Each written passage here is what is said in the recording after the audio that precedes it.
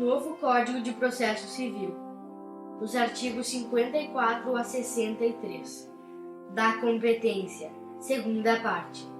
Texto e narração de Alexei Chaper. Participação de Paulo Pegoraro Júnior. O artigo 54 estabelece que a competência relativa pode modificar-se pela conexão ou pela continência. É relativa, de regra, à competência em razão do território, e a competência do juiz para causa de valor maior pode prorrogar-se para causa de valor menor. O artigo 55 dispõe que são conexas duas ou mais ações quando lhes for comum o pedido ou a causa de pedir. A identidade de partes não é imprescindível para a verificação da conexão. Basta que o bem da vida constante do pedido ou as razões da causa de pedir sejam comuns a duas ou mais demandas judiciais. O parágrafo 1º preceitua que os processos de ações conexas serão reunidos para decisão conjunta, salvo se um deles já houver sido sentenciado. Trata-se da positivação do enunciado da súmula 275 do STJ. A conexão não determina a reunião dos processos se um deles já foi julgado. A finalidade da reunião dos processos é impedir a ocorrência de decisões contraditórias em face de uma mesma conjuntura fático-jurídica. O parágrafo 2º elenca situações específicas em que há conexão: execução de título extrajudicial e ação de conhecimento relativa ao mesmo ato jurídico, e execuções fundadas no mesmo título executivo. Determina-se, pois, o julgamento da ação cognitiva como prejudicial da execução do título executivo extrajudicial oriundo do mesmo ato jurídico, bem como a tramitação conjunta das execuções que tenham por base o mesmo título executivo. O enunciado 237 do Fórum Permanente de Processualistas Civis aduz que o rol do parágrafo 2º é exemplificativo. O parágrafo 3º comanda que serão reunidos para julgamento conjunto os processos que possam gerar risco de prolação de decisões conflitantes ou contraditórias, caso decididos separadamente, mesmo sem conexão entre eles. A hipótese refere-se a direitos individuais homogêneos. Não se trata, portanto, de conexão em razão do pedido ou da causa de pedir, mas sim da determinação do julgamento conjunto de processos que exijam decisões uniformes em face da origem comum dos direitos individuais submetidos à apreciação judicial. De acordo com o artigo 56, ocorre continência entre duas ou mais ações quando houver identidade quanto às partes e à causa de pedir, mas o pedido de uma, por ser mais amplo, abrange o das demais. Percebe-se que a continência exige a identidade de partes, o que não ocorre com a conexão. A causa de pedir também deve ser idêntica e o objeto da demanda, isto é, o bem da vida constante do pedido, deve abranger o da outra, para que haja continência. Segundo o artigo 57, quando houver continência e a ação continente tiver sido proposta anteriormente, no processo relativo à ação contida, será proferida a sentença sem resolução de mérito. Caso contrário, as ações serão necessariamente reunidas. Vê-se que nem sempre a continência importará a reunião dos processos para decisão conjunta. Somente quando o processo que possui o objeto menos amplo for ajuizado antes da demanda com objeto mais amplo e abrangente do primeiro, é que deverá haver a reunião dos processos para julgamento conjunto.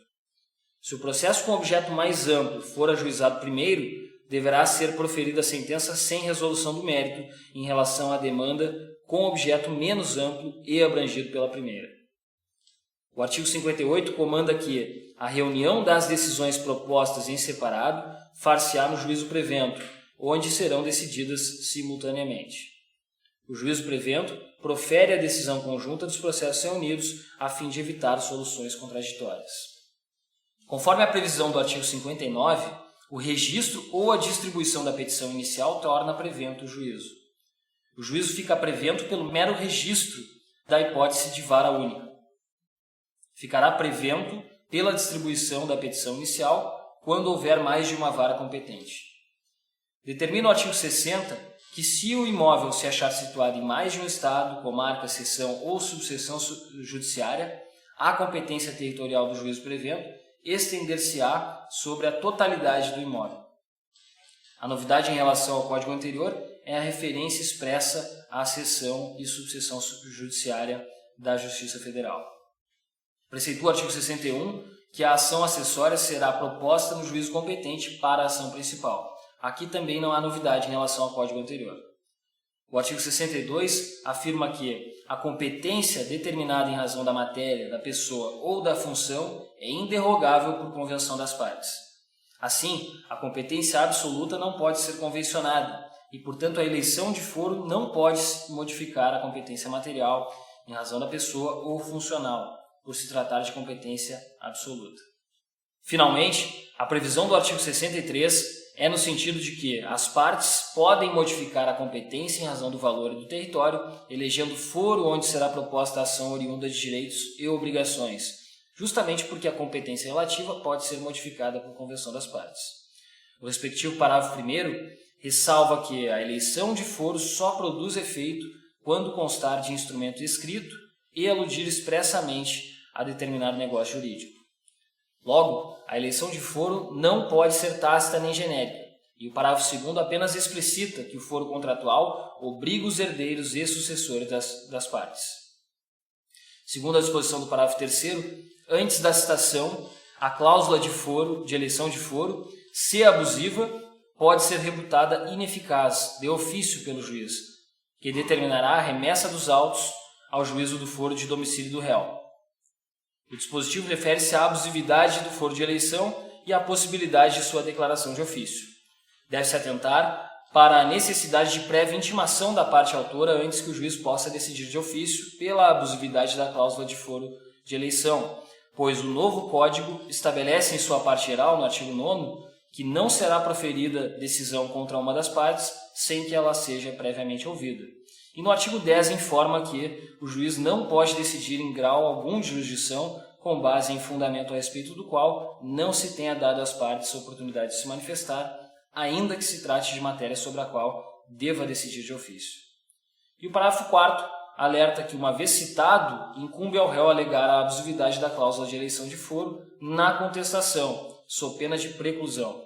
Desse modo, se o juiz não declarar de ofício a abusividade da cláusula, caberá ao demandado apresentar a alegação em contestação, sem o que se prorroga a competência relativa e a matéria fica preclusa, inclusive para o juiz, que não poderá, em outro momento, decidir a respeito.